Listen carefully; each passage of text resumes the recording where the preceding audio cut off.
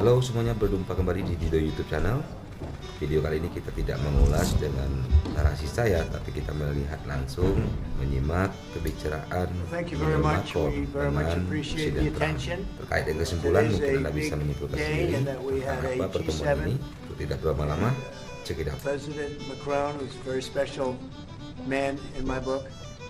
We were together, we did it together, and I think a lot of progress has been made. We've had some very good talks with Russia.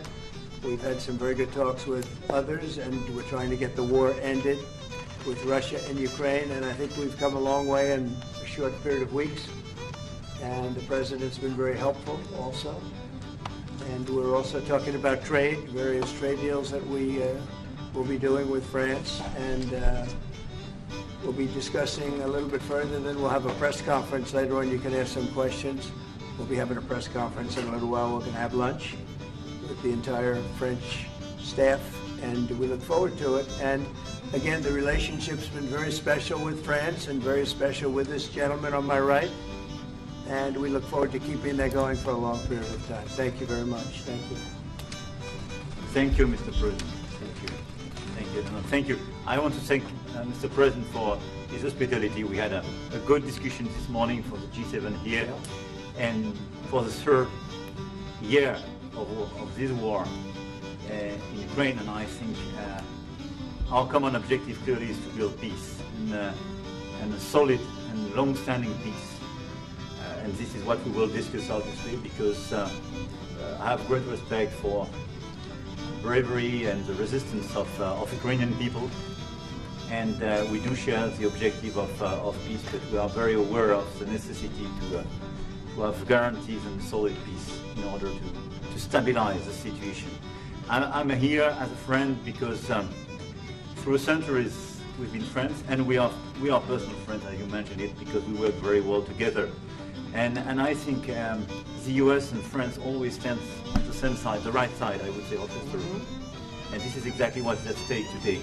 And this is a very important moment for Europe as well, and I'm here as well after discussions with all my colleagues to say that Europe is willing to step up, to be a stronger partner, to do more in defense and security for its continent, and as well to be a reliable partner and to be engaged on trade, economy, investment in a lot of topics. So I'm very excited by the discussion we will have, and obviously we will follow up. And I want to thank you again, Mr. President, for your presence for Notre-Dame de Paris. It meant a lot for French people, and I want to thank you for that. That's the cathedral, and they've done a fantastic job. The president's done a great job in bringing it back. That was a terrible thing, like, what, 5 years ago? Yeah. Watching that burn was a very horrible sight, and you've done a fantastic job in bringing it back, so I congratulate you. Thank you for being here. Thank you, President. Thank you. Anybody want to ask a question or two? Or is that a foolish question? Thank you, Mr. President. Ukrainians on the critical minerals deal. It looks like we're getting very close. The deal's being worked on, and we're, I think, getting very close to getting an agreement where we get our money back over a period of time. But it also gives us something where I think it's very beneficial to their economy, to them as a country. But, you know, we're in for $350 billion.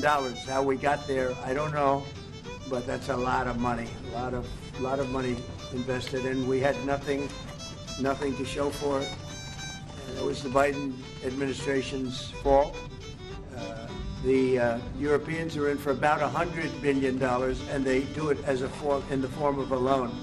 And the Europeans have been great on this issue. They understood it wasn't fair, and we were able to work something out. But with the Ukrainians, I think I can say that we're very close. Scott's around here someplace, and I think we can say that we're very, hi Scott, I think we're very close. Do you have something to say about that, Scott? We are very close. Good. 1 yard line. All right. Mr. President. What? Would a mineral deal include a security guarantee for Ukraine? Well, it'll be, Europe is going to make sure that nothing happens. I don't think it's going to be much of a problem. I think once we settle, there's going to be no more war in Ukraine, and you're not going to have it's not going to be a very big problem. That's going to be the least of it. Mr. President, we're hearing from some Greek media reporting that the U.S. has agreed to shut down a military base in Greece that's been a logistical hub for NATO. That who shut down? That the U.S. has agreed to shut it down at the request of Turkey and Russia. Is that at all true? Marco, do you have anything to say about that? Please. Mr. President, Mr. Is it a President, no? it's a no, sir. It's not a correct story. Thank you. Mr. President, how do you react to people in Europe who say that you are abandoning Ukraine and that you are going to sacrifice the security of Ukraine by making a deal with Putin? You know, we're helping Ukraine like nobody's ever helped Ukraine before. And I can say this, if I didn't become president, Ukraine would right now still be at a level where there would be no even thinking about a peace. And it was, it's a sad thing that this happened. This would have never happened, this war, if I were president. Zero chance. And it has happened. So my function is to get you out of the war, get them out of the war, let them live. It's a bloody war, it's a horrible war. Thousands of people are being killed a week. And I would say Russia, maybe 700,000 people. I think Ukraine probably a similar number. And that's not talking about the towns and the cities that have been blown up. That's talking about soldiers. This has been a horrible, bloody mess. And we're going to get it solved. We got to get it solved. And you know, we're not talking about America's soldiers. Soldiers from this country. We're talking about Russia and Ukraine. But on a humanitarian basis, we have to get this very, very bloody, savage problem solved. And I will say this also, it could lead to World War III if it's not solved. You know, there'll be a point at which it's not going to stop at those two countries. Already there's such involvement from other countries. And it could really lead to a very big war, World War III. And we're not going to let that happen either.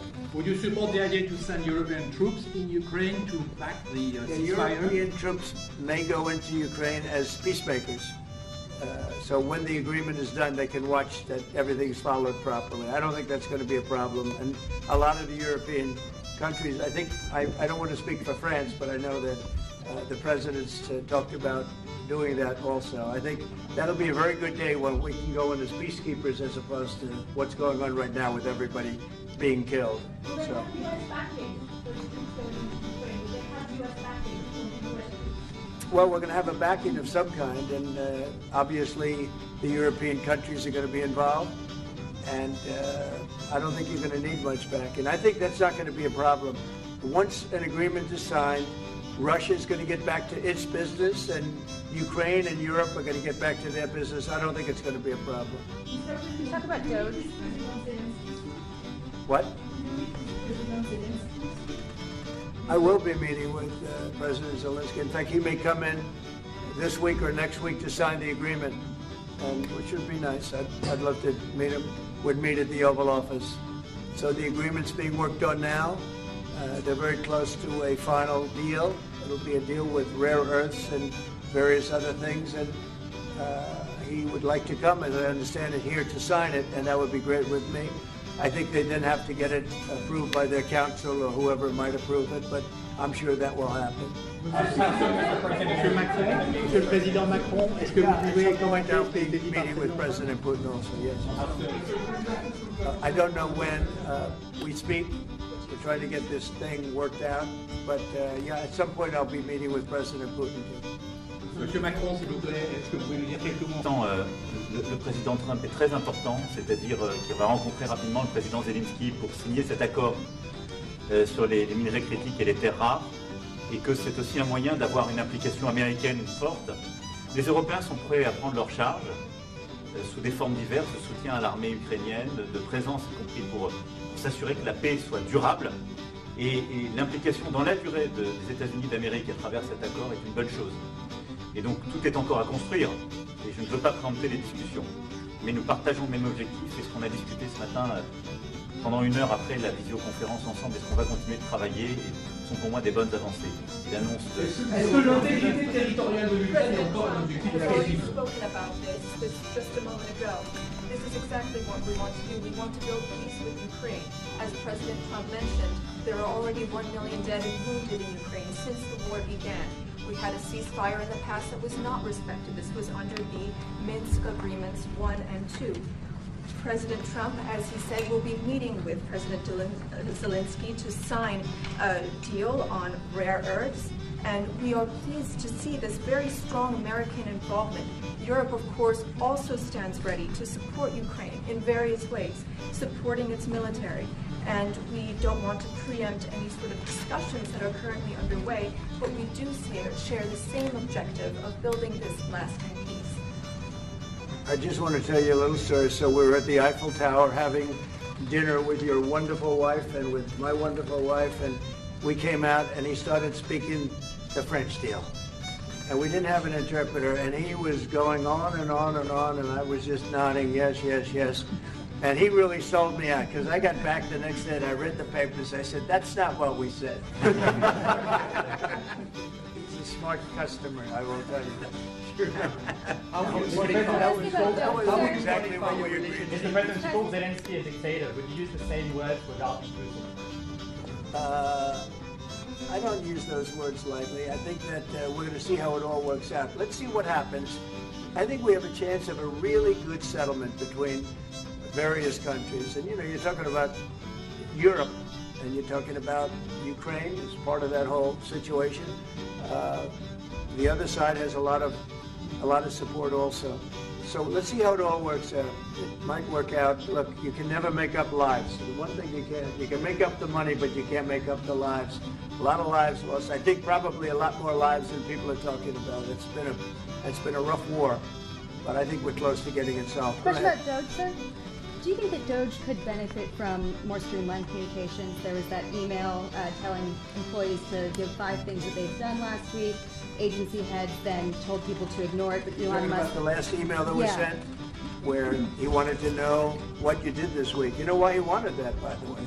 I thought it was great, because we have people that don't show up to work and nobody even knows if they work for the government. So by asking the question, tell us what you did this week, what he's doing is saying, are you actually working? And then if you don't answer, like you're sort of semi-fired or you're fired, because a lot of people are not answering because they don't even exist. They're trying to find, that's how badly various parts of our government were run by, and especially by this last group. So what they're doing is they're trying to find out who's working for the government. Are we paying other people that aren't working? And, you know, where's all that? Where's the money going? We have found hundreds of billions of dollars of fraud so far, and we've just started. We're actually going to Fort Knox to see if the gold is there, because maybe somebody stole the gold. Tons of gold.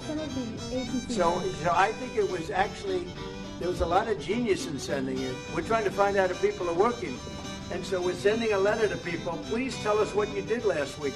If people don't respond, it's very possible that there is no such person or they're not working. Some of the agency heads instructed their employees not to respond because they were waiting on further guidance, but Elon Musk's tweet said a failure to respond would be taken as a resignation, so there's been a disconnect in communications. Yeah. Are you concerned at all about that? No.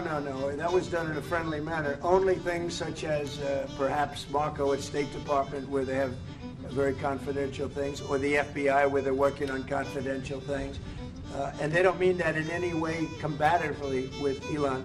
They're just saying there are some people that you don't want to really have them tell you what they're working on last week. But other than that, I think everyone thought it was a pretty ingenious idea. We have to find out where these people are. Who are they? And we said if you don't respond, we assume you're not around.